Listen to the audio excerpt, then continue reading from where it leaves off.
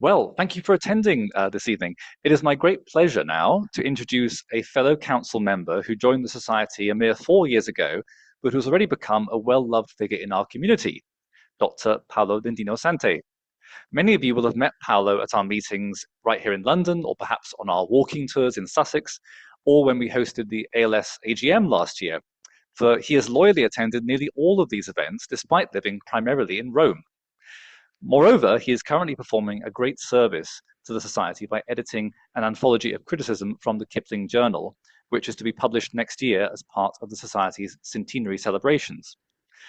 Last year, Paolo completed his PhD thesis at La Sapienza University, titled British Voices of Empire, Poetry and Imperial Patriotism in the Long 19th Century. I hope that we will very soon see it in print as a monograph, but in the meantime, we can read Paolo's article, A Tale of Two Imperial Poems, published in the journal Explorations, for some of his thoughts on Kipling's poetry, specifically MacAndrew's Hymn and the Mary Gloucester. Besides his research on late Victorian imperial poetry, I might add that Paolo also works at the juncture of literary and video game studies. And indeed, he's published an article on games writers' playful engagement with the works of Oscar Wilde. Moreover, as a bilingual, he has been able to bring 19th century British authors into dialogue with their Italian counterparts, and is currently writing an article on the reading, representation, and reinvention of Kipling in Italy. And it is on that topic on which he proposes to address us this evening. Without further ado, over to you, Paolo. Thank you very much, Alex. I hope people can hear me okay online. I hope, okay. I'll just make sure I share. Do I have to share my screen? Yes. Yeah, that one. Yeah. Okay. And then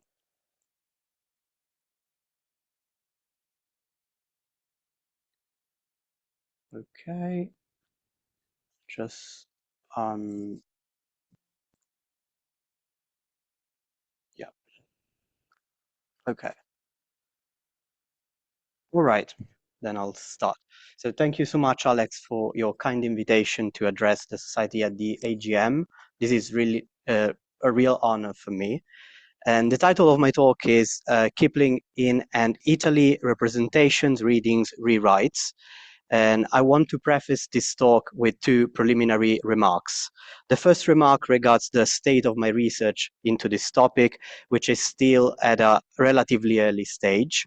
I joined the Society in 2022, shortly after starting my PhD in Rome. And while I was working on a different topic for my thesis, I developed a parallel interest in Kipling's Italian connections and his critical reception in Italy, especially from the 1890s to the 1930s.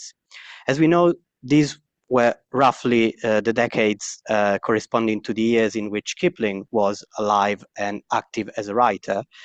But they also broadly overlap with the late liberal and fascist period of Italian history.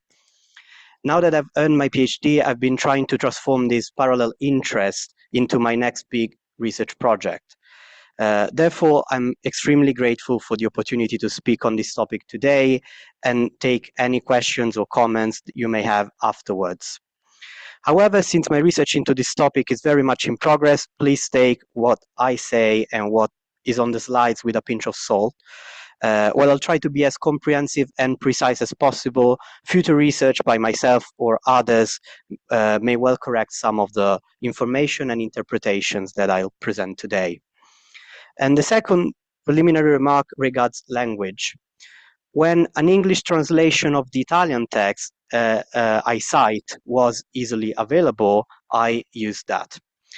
But when an English version was unavailable, I included a working translation for the sake of those of you who speak little or no Italian, which I suppose is the vast majority of you. Okay, let's get started. Arriva Kipling. Basically, Kipling has arrived. This is the title of an article penned by war correspondent Antonio Baldini to herald Kipling's arrival in Italy on the 20th May 1917. Kipling visited Italy during the First World War, because the British ambassador to Rome had asked him to write about the Italian front, finding it maddening that the British seemed to think that Italy was not pulling her weight.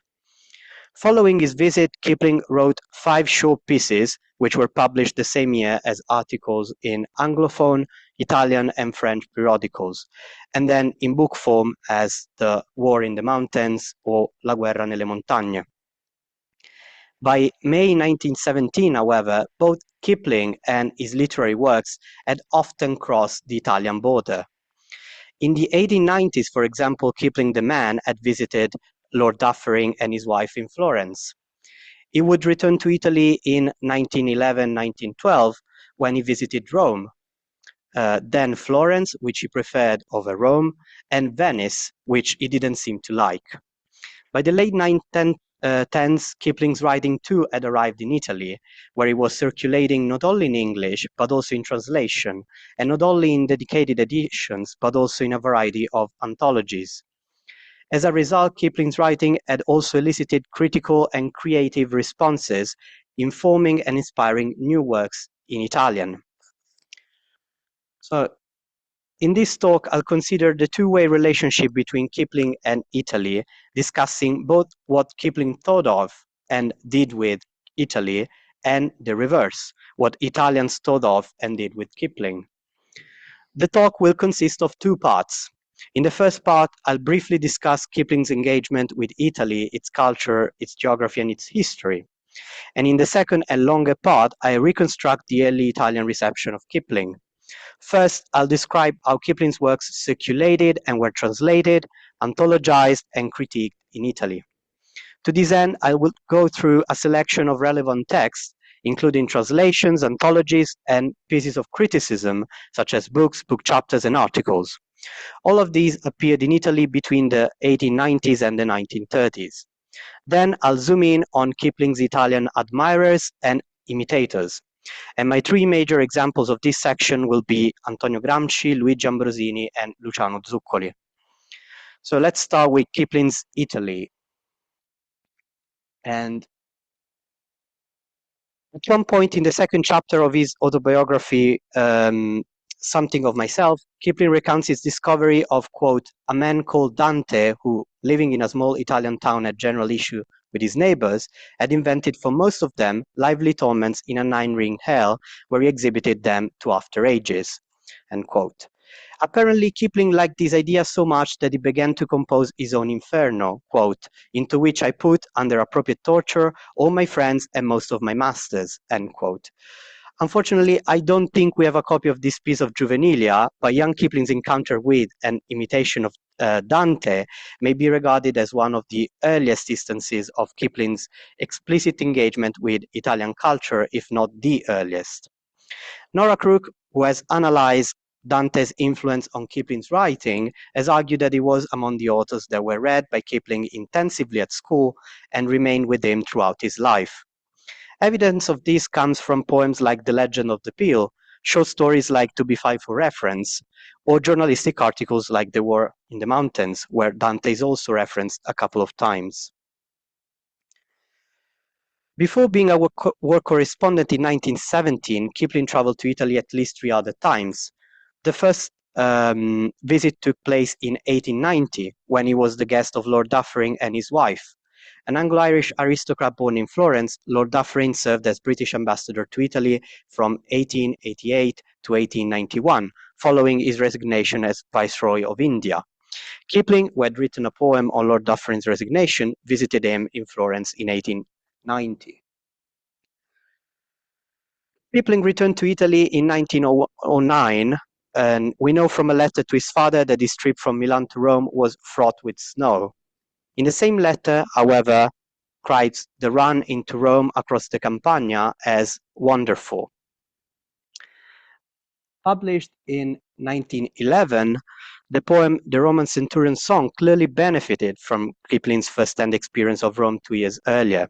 British authors engaging with the empire often compared and contrasted Britain and ancient Rome, of course, and Kipling was no exception in this sense, as evidenced by other poems as A British Roman Song or Romulus and Remus, where he had already shown his interest in ancient Rome.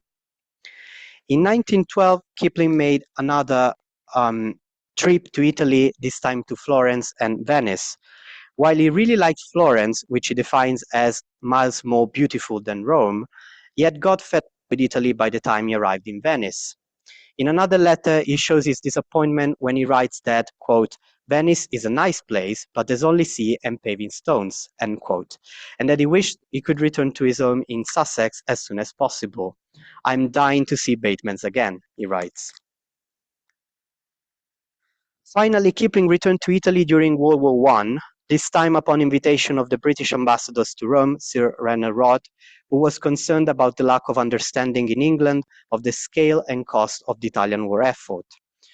Rod's proposal was that distinguished writers from England and in Italy should visit each other's front lines and then write about their experiences in the national and allied press. So in May 1917, Kipling visited the Italian front. He was in Udine and Gorizia, among other cities, and wrote a series of articles about the Italian front, which were first published in London's Daily Telegraph and in the New York Tribune in June, but also as separate pamphlets. These articles were translated into Italian, simultaneously published in two Italian periodicals, Lettura and Secolo XX, and collected in a volume entitled La guerra nelle montagne, The War in the Mountains.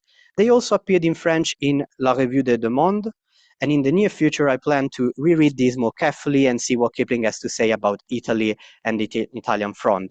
He calls Italy the youngest and oldest nation at some point, which I find is really interesting also because it speaks to the fact that he thinks of Italy also in terms of, well, the ancient Roman Empire, rather than just the contemporary country.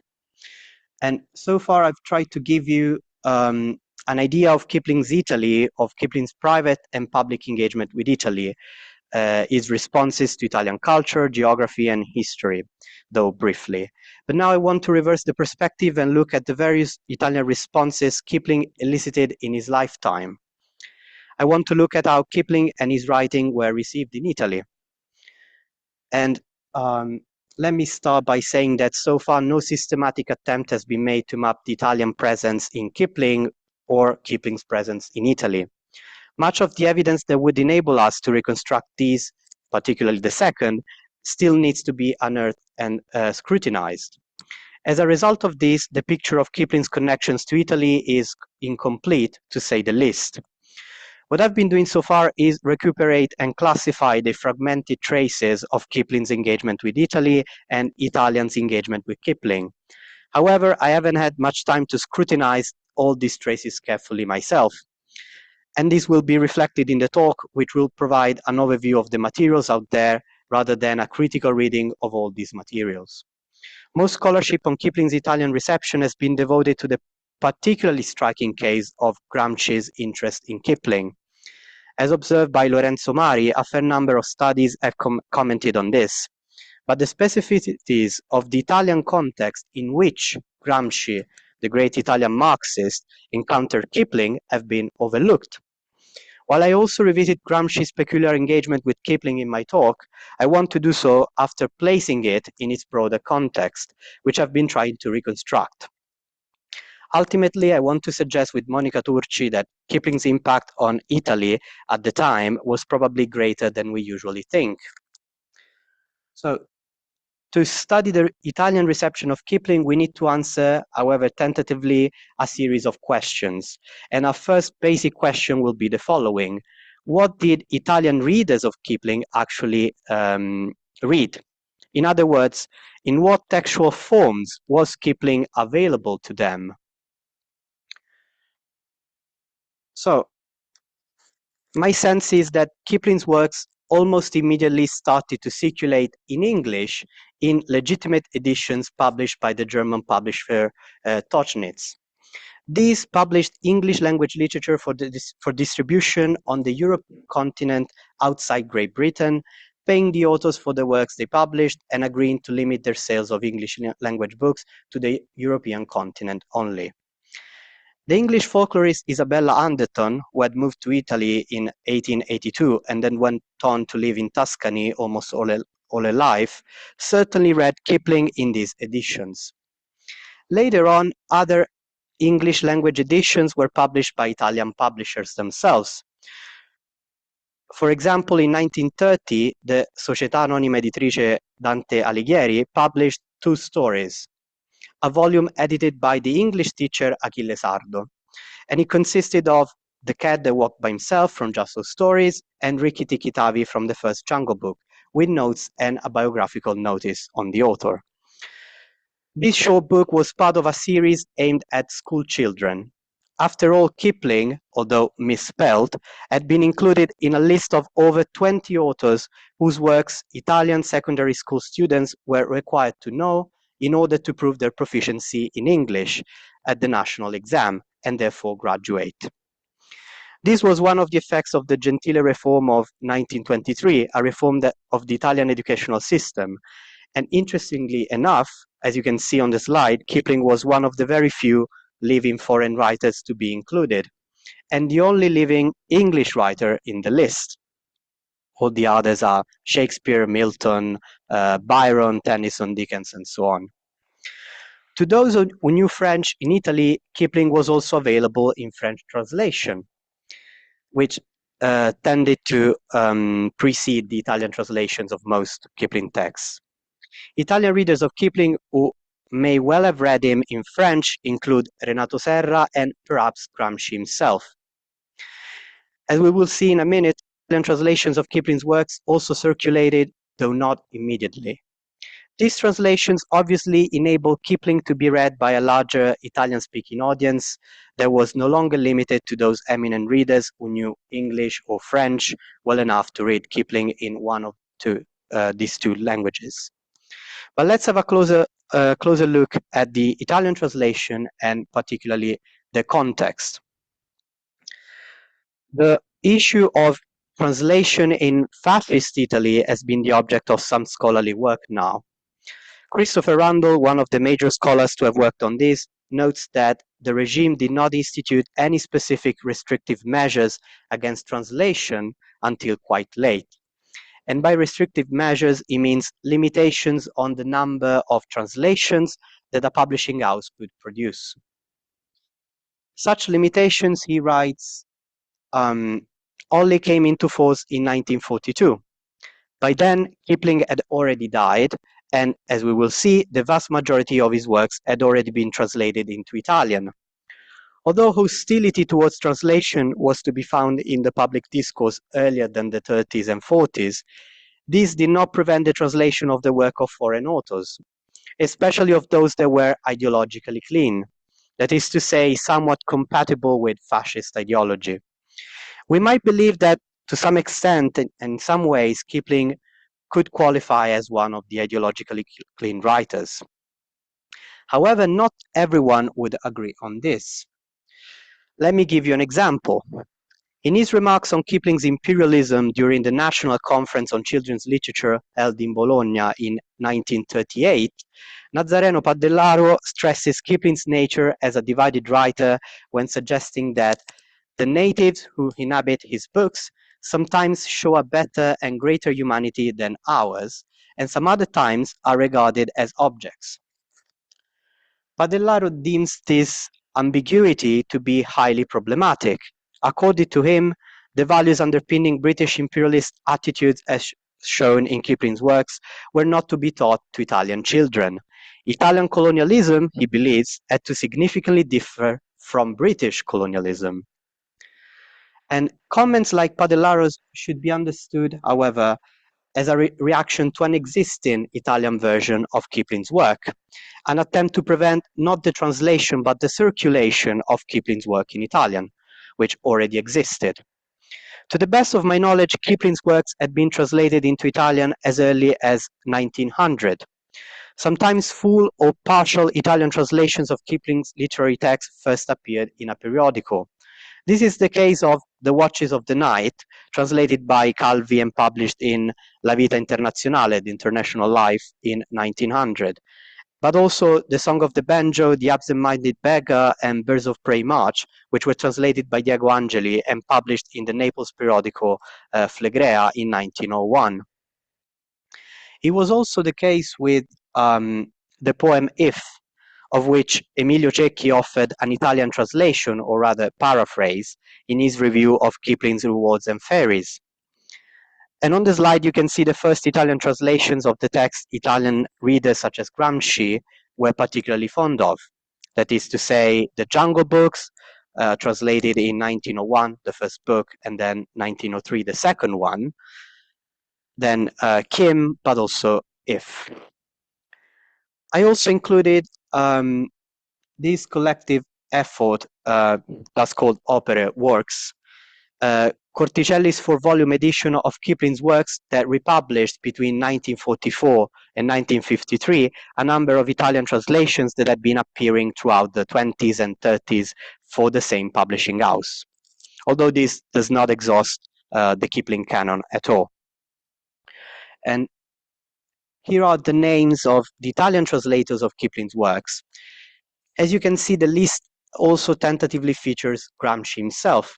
The question mark is due to the fact that we don't know for sure if he translated If or the tale His Wedded Wife, which appeared in a periodical in 1916.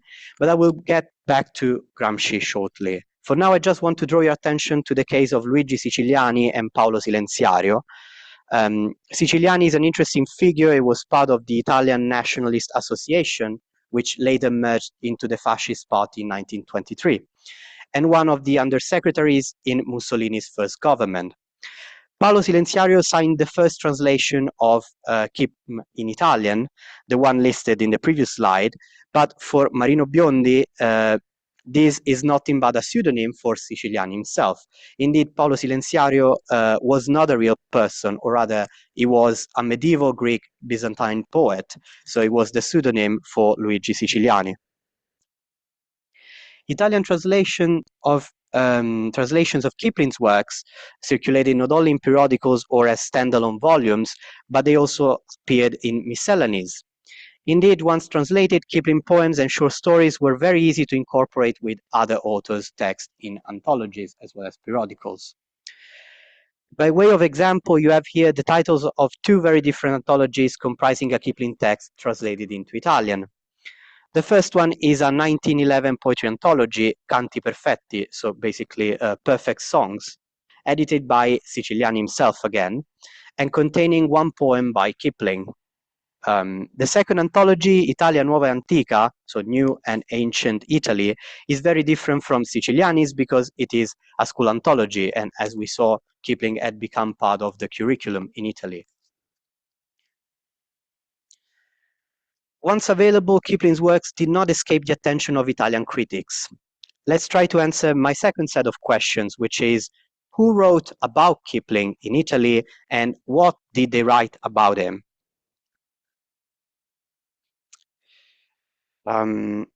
Hundreds of articles of various lengths kept the Italian reader informed of Kipling, both the man and the writer, especially after he was awarded the Nobel Prize.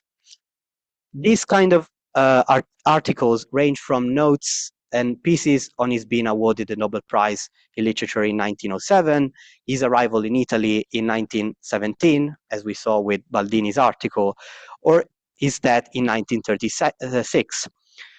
But they also range to fully fledged reviews of new Kipling original publications and their Italian translations or adaptations. You have a very short selection of materials on the slide that I'll briefly comment.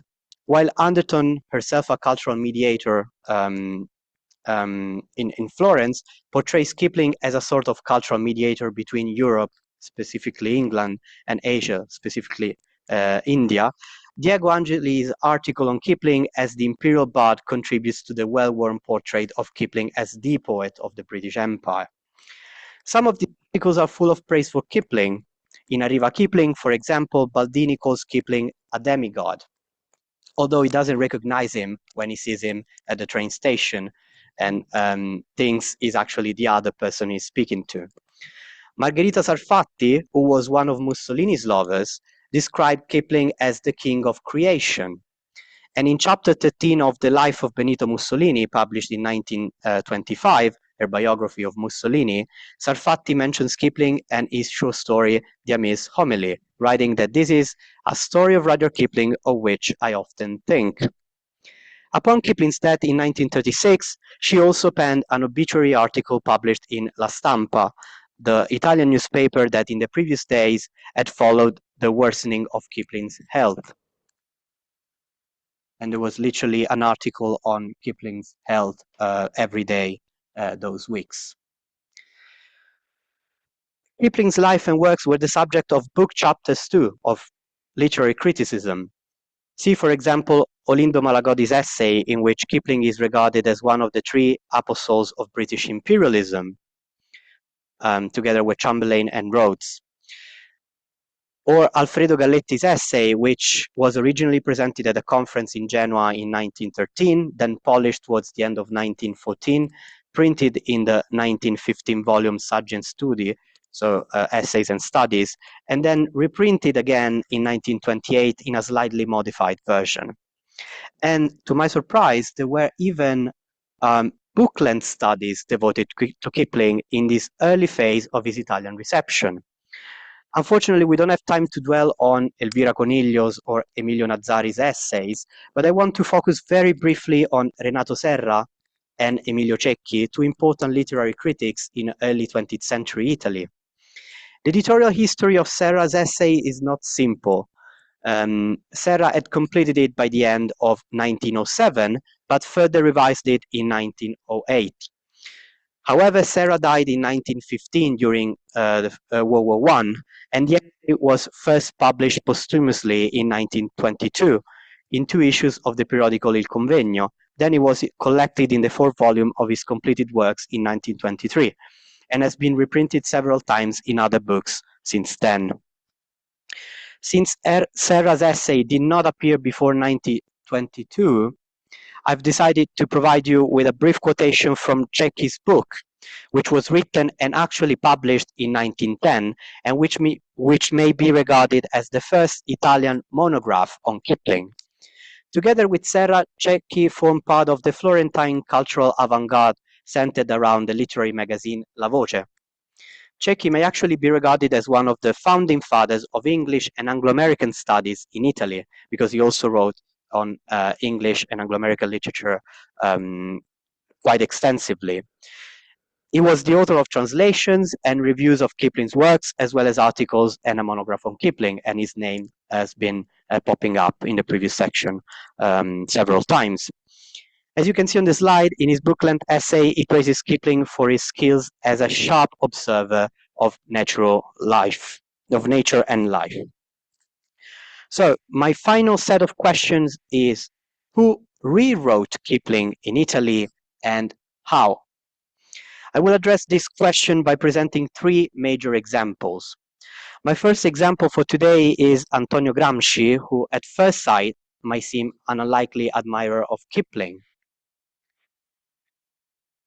And a lot of people in Italy don't know about his admiration for Kipling, but also his engagement with Kipling's writings.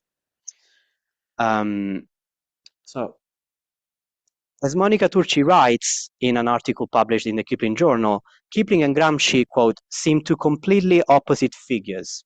On the one hand, a convinced nationalist, fervent admirer of the empire, and reactionary interventionist during the First World War, Kipling. On the other, an internationalist, a Leninist, and an active advocate for the international workers' movement of resistance to the Great War, Gramsci. And yet, as we will see, Gramsci was very interested in Kipling's writings. Some scholars, especially Italian scholars, have noted and discussed this in essays of different lengths and scopes. Carlucci's and Langley's are underlined because, together with Turci's article in the Kipling Journal, these are possibly the only critical contributions in English on this topic. In the Anglophone world, where Gramsci is quite well known, also in light of his influence on subaltern studies and then post-colonial studies, his admiration for Kipling is hardly ever acknowledged, let alone contextualized and historicized. Thomas Langley has described Gramsci's relationship with Kipling in terms of a love affair. And Monica Turci illustrates the extent of Gramsci's engagement with Kipling very well when she writes that Gramsci's reflection on and dialogue with Kipling's work stretches uninterrupted from 1915, where Gramsci begins to sign his journalistic articles with the pseudonym Raksha, the mother wolf in the Jungle Books, to the years of imprisonment in Gramsci's notebooks and letters. Gramsci's engagement, she goes on to note, takes the shape of a free appropriation of images, characters, plots, and fragments from Kipling's writings. If Turci rightly describes when and how Gramsci appropriated Kipling, Silvia Albertazzi has tried to explain why he did so. And according to her, Gramsci sees an instructive author and possibly the authentic exponent of a secular ethics in Kipling. This is well exemplified by Gramsci's engagement with Kipling's poem If. On the 17th December 1916, an Italian translation of the poem was published in Avanti, preceded by a short introduction by Gramsci himself, which offers the text to the readers as an example of morals uncorrupted by Christianism that everyone may accept. As Alessandro Carlucci has remarked, even though this is highly likely, it has not been possible to establish with complete certainty whether it was Gramsci himself who translated If in this occasion. However, we can be quite sure that he penned the introduction and that he chose the title of the translated poem, that is Breviario per i laici, so breviary for the layman. Interestingly enough, 5 years later, on the 1st of May 1921, a very similar, though not identical translation of the same poem appeared in the newspaper L'Ordine Nuovo, mouthpiece of the fledgling Communist Party of Italy and edited by Gramsci himself. The title is different this time. La terra sarà tua is the Italian translation of the sentence is the earth, appearing in a life of the poem. In this case, the earth will be yours as the result of a revolution. Regardless of whether Gramsci authored these translations, Carlucci suggests that he occasionally borrows from them in his writings. Kim is clearly the source of another phrase, il mondo grande e terribile, the great and terrible world, which resurfaces time and again in Gramsci's writings, both his articles and letters. And a lot of people in Italy don't know that it comes from Kipling's. In Un Vandalo, published in Avanti on the 24th September 1917, Gramsci echoes, if not paraphrases, Kipling's novel, combining the expression great and terrible world in chapters 2, 3, 5, and 7, with another concept expressed in chapter 12. The phrase mondo grande e terribile also appears, for instance, in a letter to his wife Giulia, dated 1924, and in a prison letter to his sister-in-law Tatiana, dated 1928. As you can see, both Italian and English editors have acknowledged the importance of such a phrase from Gramsci by using it as a title for their editions of his works. So we have an Einaudi edition and a Derek Putman English edition of Gramsci's writings where the phrase appears. Likewise, a 2017 film on Gramsci was entitled Nel mondo grande e terribile, in the great and terrible world. So in the Italian context, it is connected to Gramsci, but some people ignore it comes from Gramsci's interest in Kipling. In another article, Gramsci refers to an episode from chapter 9 of Kim in order to praise Virgilio Talli, an Italian theater actor and director. And the episode is he writes, where an illusionist, Lorgan Saib, wants to test the metal of a young boy's soul, Kim, and plays a magic trick on him. So the illusion that Kim manages to resist. And in a prison letter to his sister-in-law, Tatiana, dated 1929, he borrows an image from chapter 11 of Kipling's novel, the image of the wine-eyed goat who goes round and in a circle. In addition to If and Kim, Gramsci particularly liked Kipling's Jungle Books. As we will see in a second, Gramsci even resorted to Kipling's Jungle Books in order to understand and explain the rise of fascism in Italy. In one of the previous quotations, it was written that in 1915, Gramsci started signing several of his articles with the pseudonym Raksha, the mother wolf in the Jungle Books. And on the slide, you can see the titles of such articles, which appeared in Il Grido del Popolo between 1915 and 1917. Perhaps the most interesting text in which Gramsci draws on Kipling is Il Popolo delle Scimmie, a short article published in L'Ordine Nuovo on the 2nd June 1921, where Gramsci deals with the rise of fascism in Italy, starting from World War I. Not only is Kipling's story from the first Jungle Book alluded to in the title of the article, but it is also explicitly referred to at some point in the text itself, when the radiant days of May, the popular demonstrations demanding Italy's entry into World War I in May 1915, are described as the projection into reality of one of the stories in Kipling's Jungle Book. And therefore, people supporting the rise of fascism would be the Bandalog. As you can see on the slide, Il Popolo delle Scimmie is also the title of Marco Ravelli's fairly recent selection of Gramsci's writings on fascism, which was published in May 2022. But Gramsci's prison letters also bear witness to Gramsci's appreciation for Kipling's The Jungle Books. In a series of letters to his son Delio, his sister-in-law and his wife, dated between 1932 and 1933, Gramsci expresses his desire that his son should read Kipling's stories. All this could well raise the question, why was Gramsci so obsessed with Kipling? Early 20th century Italian readers, at least some of them, seem to have been familiar with Kipling's writings.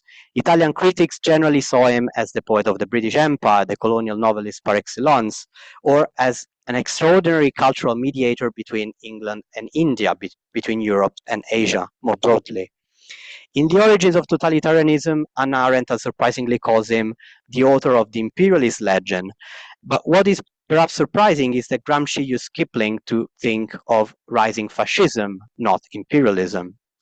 In fact, it is Gramsci himself who explains why he did so when in one of his prison notebooks, he writes, Kipling's work could be used to criticize a certain society that pretends to be something without having elaborated within itself the corresponding civil morals.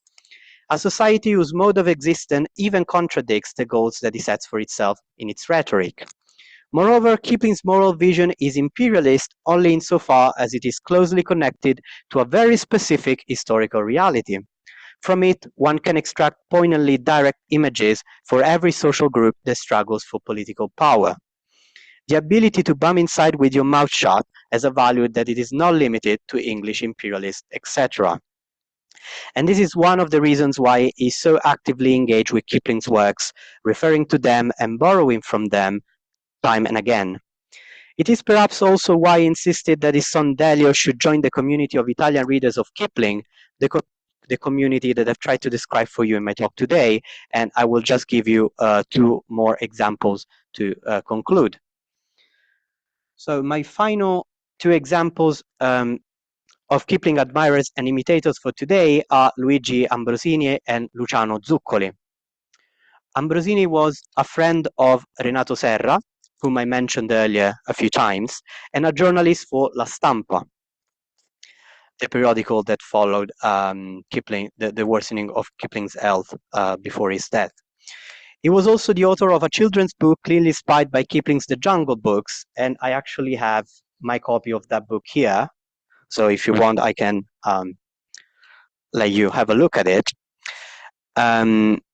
So a children's book clearly inspired by Kipling's The Jungle Books, probably the earliest instance of an Italian rewrite of Kipling, although it was certainly not the last.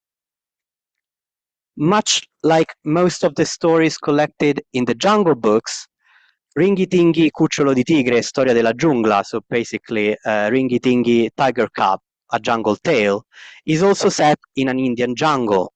Moreover, the name of Ringhi Tinghi somewhat appears to recall that of at least another Kipling character, Rikki Tikki Tavi, is very similar in the way in which it sounds.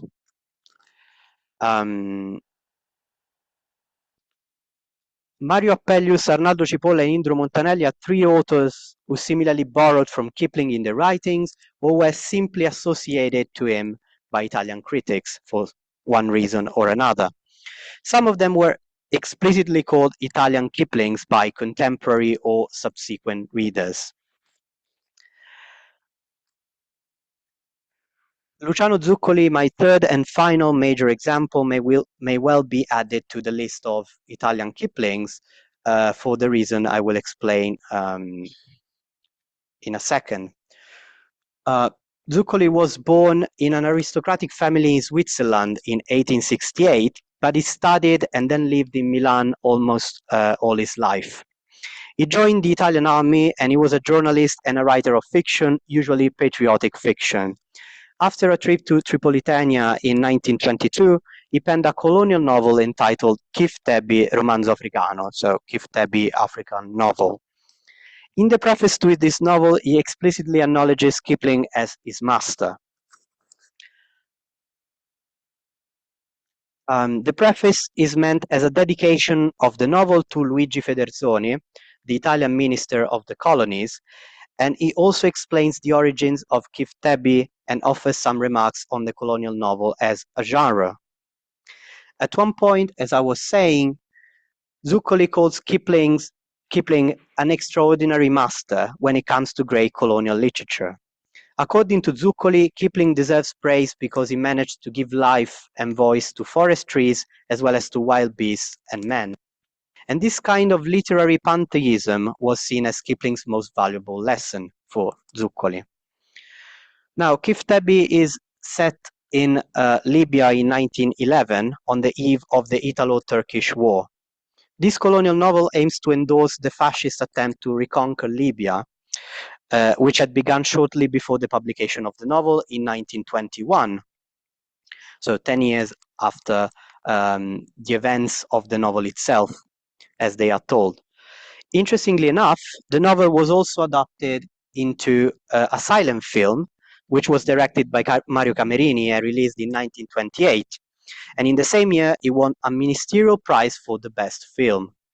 Mussolini's government had begun its pacification campaign, that is to say, a conflict to crush the resistance against the Italian military conquest on the part of some indigenous rebels. Shot mostly on location in Tripoli, the film putatively takes place, like the novel, during the 1911-1912 Italo-Turkish War, but also pays homage to Graziani's assault on Tripolitania in the early 1920s. Zuccoli traveled with Graziani's troops while researching the book, and its title, which translates to As You Wish, conveys a fantasy of colonial obedience achieved through repression. To conclude, I hope to have shown that the relationship between Kipling and Italy was far richer and more complex than has generally been acknowledged. Kipling was not simply a British author who happened to visit Italy on several occasions. He also became an important point of reference for Italian translators, critics, intellectuals, and writers, whose responses range from admiration to creative appropriation and imitation. By bringing together these scattered traces, I have sought to sketch a preliminary map of Kipling's interest in Italy and Italian interest in Kipling when Kipling was still alive. Much remains to be discussed. The materials I've presented today deserve closer textual and historical analysis. Nevertheless, I hope this overview has suggested that recovering Kipling's Italian reception not only enriches our understanding of his international reputation, but also opens new perspectives exchanges that shaped both British and Italian literary history in the late 19th and early 20th centuries. Thank you.